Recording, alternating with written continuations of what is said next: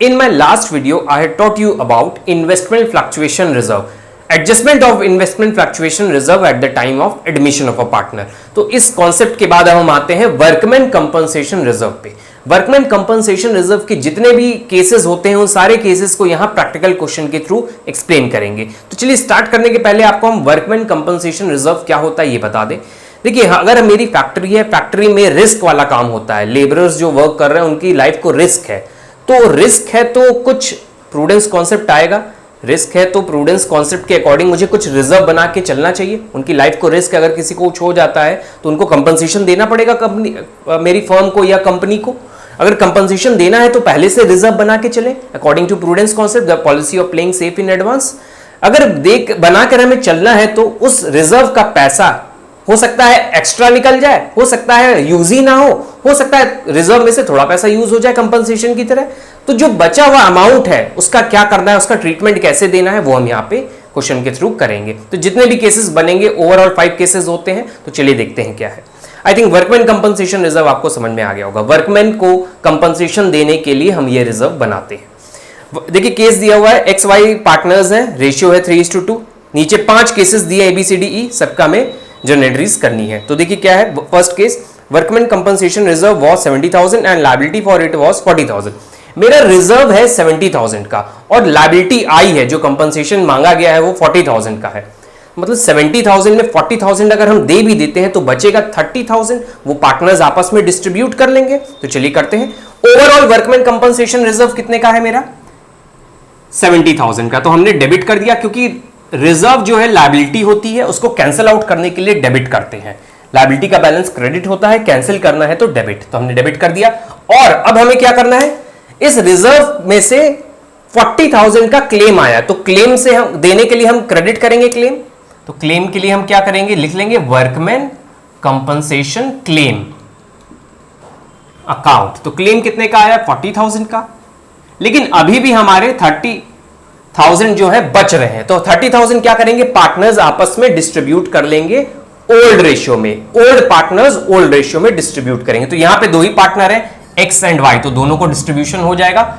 Fixed capital नहीं है लिखा है तो हम मान लेंगे कैपिटल अकाउंट में ट्रांसफर होगा। X capital account, wise capital account. Old ratio में ट्रांसफर हो जाएगा। अमाउंट है 30,000, तो 30,000 को ओल्ड रेशियो में, old ratio is given which is 3:2। 30,000 divide by 5 multiply by 3, 18,000। तो X को 18,000 मिल जाएगा रिजर्व में से एंड 12,000 Y का हो जाएगा। तो ये तो हो गया केस 1, बहुत इजी सा केस है। केस 2 आते हैं, चलिए देखते हैं केस 2 में क्या लिखा हुआ है। Case 2 is given workman compensation reserve was 65,000 and liability was 70,000। मतलब रिजर्व से ज्यादा चली गई लायबिलिटी मेरी। मैंने रिजर्व बना रखा है 65,000 का और लायबिलिटी आ गई 70,000 की। एक्स्ट्रा हो गया, मतलब 5,000 रुपए हमें एक्स्ट्रा देना पड़ेगा, तो मेरा एक तरह से लॉस हुआ, रिवैल्यूएशन अकाउंट में लॉस जाएगा। तो चलिए इसकी भी एंट्री करते हैं। तो वर्कमैन कंपनसेशन रिजर्व को तो कैंसिल करना ही है, तो उसको हम डेबिट कर देते हैं। वर्कमैन्स कंपनसेशन रिजर्व डेबिट, तो इसको हमने डेबिट किया। कितने से? कितने का रिजर्व है? 65 का, तो पूरे को कैंसिल आउट कर दिया मैंने। लेकिन लायबिलिटी तो 70,000 की आई, तो 5,000 और है, 5,000 का लॉस, वो कहां जाएगा? रिवैल्यूएशन अकाउंट में। रिवैल्यूएशन अकाउंट डेबिट 5,000 से। पर क्लेम हमारा आया है 70,000 का, तो ये क्लेम में एडजस्ट हो जाएगा to workman compensation claim account. जो भी क्लेम आता है कितने से? 70,000 से। तो ये तो मैंने पूरा 70,000 का एडजस्टमेंट शो कर दिया। अच्छा, यहां पर कुछ वर्कमैन कंपनसेशन का पैसा बच रहा है इस एंट्री में? केस 2 में नहीं, क्योंकि 65 था, पूरा 70,000 हो गया, बल्कि 5,000 का लॉस जनरेट हो गया है। लॉस हुआ है तो पार्टनर्स आपस में डिस्ट्रीब्यूट करेंगे, तो उसकी भी एंट्री करते हैं। नेक्स्ट एंट्री, तो लॉस डिस्ट्रीब्यूट करने के लिए पार्टनर्स अपने अकाउंट में डेबिट करेंगे, तो एंट्री कर लेते हैं। कौन डेबिट होंगे? X and Y। और ये जो लॉस हुआ है इसको कैंसिल आउट करने के लिए रिवैल्यूएशन को क्रेडिट करना होगा टू रिवैल्यूएशन अकाउंट। कितने का लॉस हुआ है? 5,000। अब रिजर्व में तो कुछ बचा ही नहीं है, तो उसको हमें ध्यान ही नहीं देना है, क्योंकि रिजर्व तो पूरा खत्म हो गया। X कैपिटल अकाउंट, अगर फिक्स्ड अकाउंट कैपिटल अकाउंट चल रहा है तो करंट लिखना है, ध्यान रखिएगा ये चीज। Debit wise capital account, account debit. Amount देख लेते हैं, 5000 को 3:2 में, तो 3000 एंड 2000 एंड 2000। ये मेरा केस नंबर 2 कंप्लीट होता है। नंबर 3 देखिए दिया हुआ है, workman compensation reserve was 60,000 and liability was 60,000। मतलब रिजर्व का पैसा भी 60,000 और लायबिलिटी भी 60,000, तो दोनों एडजस्ट हो गए आपस में, कुछ नहीं बचेगा, पार्टनर्स के लिए कुछ नहीं बच रहा है रिजर्व में, तो सिंपली कर लेते हैं एंट्री।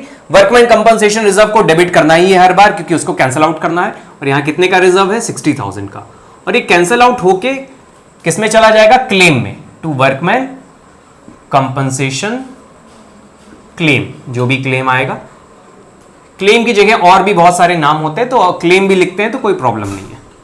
आपको नरेशन हर एंट्री के बाद देना है, तो आप देख लीजिएगा। नेक्स्ट आते हैं केस नंबर 4 पे, तो फोर्थ केस भी देखते हैं। ये सिंपल सी एंट्री है, क्लेम आ गया, 60,000 एडजस्ट हो गया रिजर्व से। रिजर्व क्यों बनाते हैं, क्लेम के लिए। केस नंबर 4 देखते हैं क्या दिया है। तो देखिए फोर्थ केस में लिखा है, workman compensation reserve was 0 and liability was 20,000। मेरा रिजर्व जो है वो 0 है, कुछ है ही नहीं, कोई भी रिजर्व में पैसा मैंने नहीं बना रखा, इट इज 0, और 20,000 का क्लेम आ जाता है। तो क्लेम आया तो देना ही है, रिजर्व भी नहीं बनाया तो लॉस हो गया मेरा 20,000 का। कहां जाएगा लॉस का अमाउंट, रिवैल्यूएशन अकाउंट में। तो एंट्री कर लेते हैं, ये केस कंप्लीट कर दे पहले। तो इस केस में लॉस हुआ है मेरा, तो रिवैल्यूएशन अकाउंट डेबिट हो जाएगा। Partners capital account, revaluation account debit कर लेते हैं।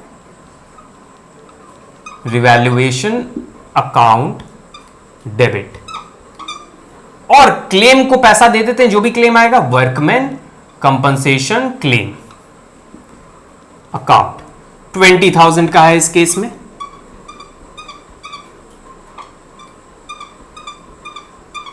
लास्ट एंट्री कर लेते हैं, जो रिवैल्यूएशन में लॉस जनरेट हुआ है इसकी एंट्री कर लेते हैं। यहां नरेशन आ जाएगा, पार्टनर्स के कैपिटल अकाउंट में डेबिट हो जाएगा, एक्स कैपिटल अकाउंट, ये लॉस जो जनरेट हुआ है, account debit, wise capital account debit, क्योंकि दो पार्टनर्स हैं, 3:2 रेशियो है, अकाउंट डेबिट टू रिवैल्यूएशन। इस रिवैल्यूएशन को कैंसिल आउट कर दिया हमने।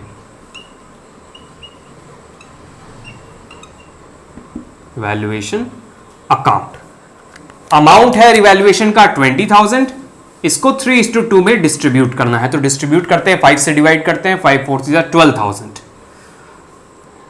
12,000 एंड 8,000।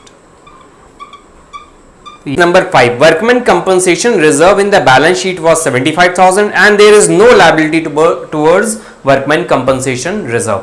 देखिए मैंने वर्कमैन कंपनसेशन रिजर्व बना रखा है 75,000 की, लायबिलिटी कोई अराइज होगी तो देंगे, लेकिन यहां पे कोई लायबिलिटी नहीं आई, तो पूरा पैसा पार्टनर्स का है, पार्टनर्स आपस में डिस्ट्रीब्यूट कर लेंगे। तो वर्कमैन कंपनसेशन रिजर्व की लायबिलिटी है 75,000 की, सॉरी नॉट लायबिलिटी, रिजर्व है 75,000 का। ये कौन अपने आप में डिस्ट्रीब्यूट कर लेंगे, एक्स और वाई, क्योंकि कोई क्लेम आया ही नहीं है।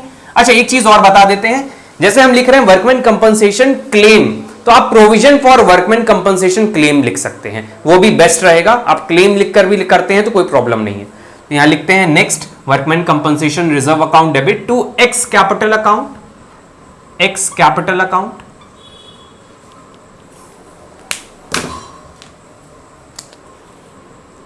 Capital account and Y's capital account,